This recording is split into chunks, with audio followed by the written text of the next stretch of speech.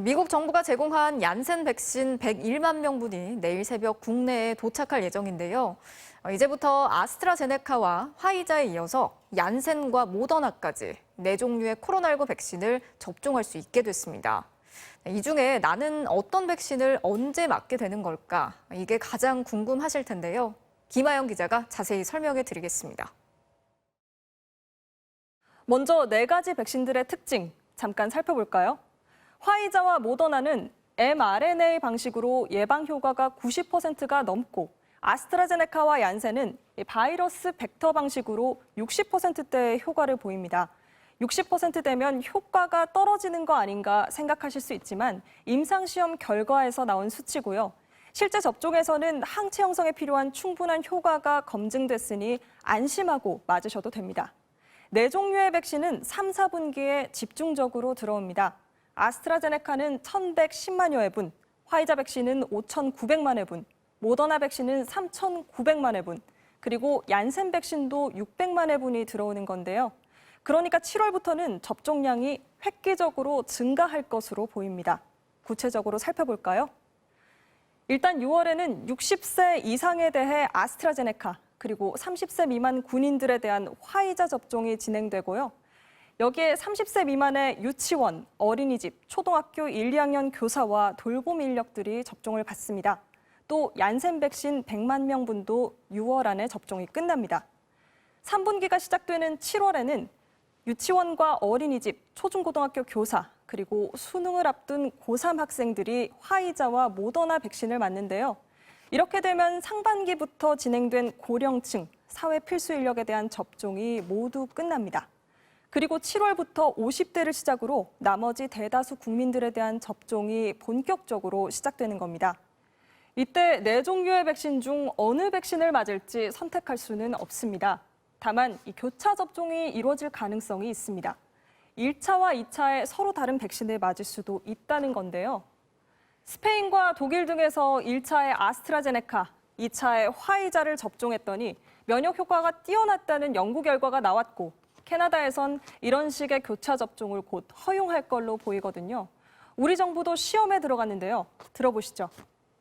아스트라제네카 백신을 1차 접종한 의료인 100명을 대상으로 화이자 백신을 접종한 후에 코로나 바이러스에 대한 중화 항체가와 이상 반응을 조사를 하고 있는 상황입니다. 이런 식으로 10월까지 전 국민의 70% 이상 접종을 마치고요. 남은 백신 물량은 변이 바이러스를 막기 위한 부스터샷, 그러니까 3차 접종에 쓸 수 있을 걸로 기대됩니다. MBC 뉴스 김아영입니다. 자, 이제 내일이면 백신 접종이 시작된 지 100일이 되는데요. 지난 2월 처음 백신을 맞았던 이른바 1호 접종자들의 일상은 그동안 어떻게 달라졌는지 박진주 기자가 만나봤습니다. 아스트라제네카 백신 접종이 처음 시작된 지난 2월 26일, 요양보호사 이순단 씨는 서울 중랑구 1호 접종자였습니다. 그 후 요양시설과 집만 오갔던 일상이 완전히 바뀌었습니다. 어르신들이 또 감염이 되지 않을까 딱 출퇴근만 하고 이런 식으로 살았는데 어디 음식점에 가서도 자신 있게 할 수가 있고 마트도 마음대로 갈 수 있고요. 지난달 2차 접종까지 마친 뒤로는 간병할 때도 거리낌이 없어졌습니다. 이 와상 어르신들이 폐 활동이 굉장히 약하세요. 그러니까 스킨십을 많이 해드려야 되거든요. 저희 손길을 더 많이 가죠. 이제 뭐 한 번이라도 더 안아드리고. 다음 달부턴 밖에서 마스크를 벗고 신선한 공기를 마실 수 있다는 생각에 가슴이 뜁니다. 이제 퇴근을 하면 또 운동을 좀 해요. 공원 걷기 운동을. 근데 이거 벗고 할 수 있다는 그런 게 너무 좀 기대가 돼요.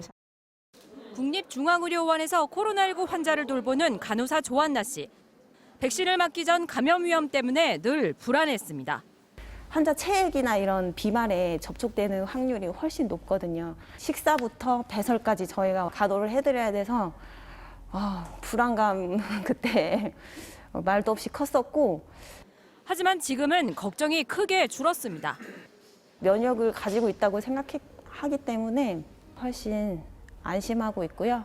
환자 간호하는 데 있어서 더 두려움 없이. 백신 접종은 갈수록 가속도가 붙고 있습니다. 예약자의 99.8%가 어김없이 접종을 받았고 이대로라면 국민 25%인 1,300만 명 접종 목표도 계획보다 10일 앞당겨진 이달 20일쯤엔 달성할 걸로 예상됩니다. 지난해 거리두기로 보여주신 방역 성과가 올해는 예방접종으로 다시 가시화될 것으로 기대하고 있습니다. 60세 이상 74세까지의 접종 예약률도 80.6%에 달하면서 아스트라제네카 백신이 일부 모자랄 가능성까지 제기되자 정부는 최소 잔여량 주사기를 적극 사용하고 잔여 백신을 고령자에게 집중시키겠다고 밝혔습니다. MBC 뉴스 박진주입니다.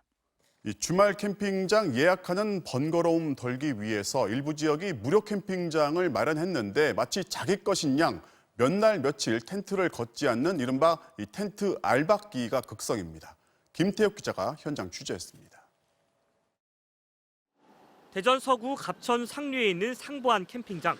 평일 낮 시간인데도 캠핑장 곳곳에 텐트가 쳐져 있습니다.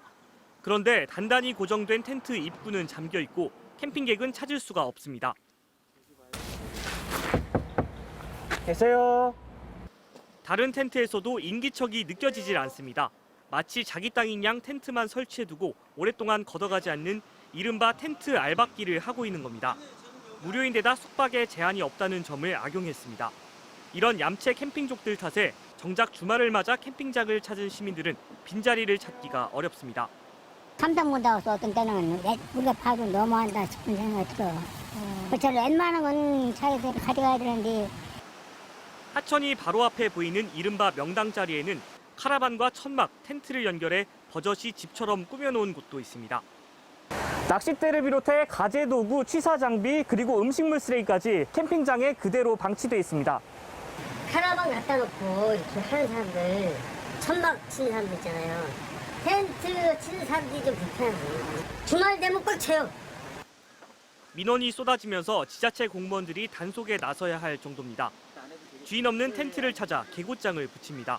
사흘 넘게 한 자리를 차지한 텐트를 적발해 철거하도록 요청하는 겁니다. 5월 중순부터 1차로 이제 계곡장을 부착을 해드렸고요.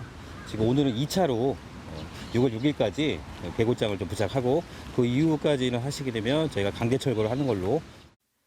하지만 알박기를 하고 있는 텐트를 실제 철거하는 경우는 극히 드뭅니다. 무료 캠핑장마다 관리하는 주체가 다르고 숙박 기준도 제각각이기 때문입니다. 지난 2018년 기준 전국 캠핑객은 400여만 명, 산업 규모도 1년 전보다 30% 넘게 급증했지만 캠핑장 수는 2.6% 늘어나는 데 그쳤습니다. 자리 경쟁이 치열해지면서 시민들을 위한 무료 캠핑장마저 알박기 텐트족들로 몸살을 앓고 있습니다. MBC 뉴스 김태욱입니다.